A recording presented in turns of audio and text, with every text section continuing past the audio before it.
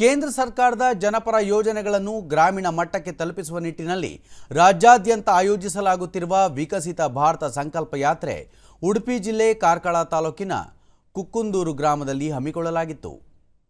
ಕೇಂದ್ರ ಸರ್ಕಾರದ ಯೋಜನೆಗಳ ಬಗ್ಗೆ ಬ್ಯಾಂಕ್ ಅಧಿಕಾರಿಗಳು, ಗ್ರಾಮ ಪಂಚಾಯಿತಿ ಅಭಿವೃದ್ಧಿ ಅಧಿಕಾರಿಗಳು ಸ್ಥಳೀಯರಿಗೆ ಮಾಹಿತಿ ನೀಡಿದರು.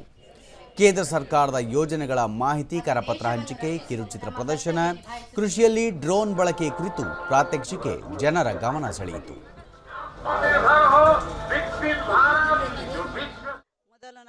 ಬಳಿಕ ದೂರದರ್ಶನದೊಂದಿಗೆ ಫಲಾನುಭವಿ ಕಾಂತಿ ಉಜ್ವಲ ಯೋಜನೆಯಡಿ ಅಡುಗೆ ಅನಿಲ ನೀಡುತ್ತಿರುವುದು ಹೊಗೆ ಮುಕ್ತ ಅಡುಗೆ ಮಾಡಲು ನೆರವಾಗಿದೆ. ಇದರಿಂದ ಆರೋಗ್ಯಕರ ಜೀವನ ನಡೆಸಲು ಸಹಕಾರಿಯಾಗಿದೆ ಎಂದರು. ಕೆಮ್ಮು ಎಲ್ಲ ಬರುತ್ತಿತ್ತು.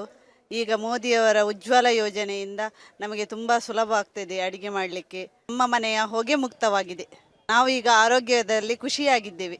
ನಮ್ಮ ಮುದ್ರಾ ಫಲಾನುಭವಿ ರವಿಕುಮಾರ್ ಶೆಟ್ಟಿ ಪ್ರಧಾನಮಂತ್ರಿ ಮುದ್ರಾ ಯೋಜನೆಯಡಿ ಸಾಲ ಪಡೆದಿದ್ದು ವ್ಯಾಪಾರ ಹಾಗೂ ಕುಟುಂಬ ನಿರ್ವಹಣೆಗೆ ನೆರವಾಗಿದೆ ಎಂದು ಹೇಳಿದರು.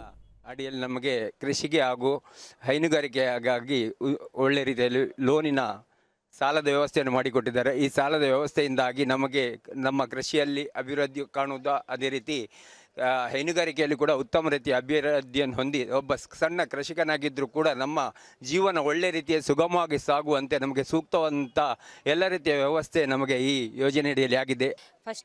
ಫಲಾನುಭವಿ ಪವಿತ್ರ ಶೆಟ್ಟಿ ಸ್ವನಿಧಿ ಯೋಜನೆಯಡಿ ಪಡೆದಿರುವ ಸಾಲದ ಸಹಾಯದಿಂದ ವ್ಯಾಪಾರ ವೃದ್ಧಿಸಿಕೊಂಡಿದ್ದು, ಈ ಸಾಲದ ಮರುಪಾವತಿಯ ಬಳಿಕ ಹೆಚ್ಚಿನ ಸಾಲ ಪಡೆಯುವ ಅವಕಾಶವಿರುವುದು ಸಹಕಾರಿಯಾಗಿದೆ ಎಂದು ಹೇಳಿದರು. ನಾನೀಗ ಟೈಲರಿಂಗ್ ಮಾಡ್ತಾ ಸಂತೋಷದಿಂದ ಇದ್ದೇನೆ. ಯೋಜನೆ ಕೊಟ್ಟ ಮೋದಿ ಅವರಿಗೆ ತುಂಬ ಧನ್ಯವಾದಗಳು.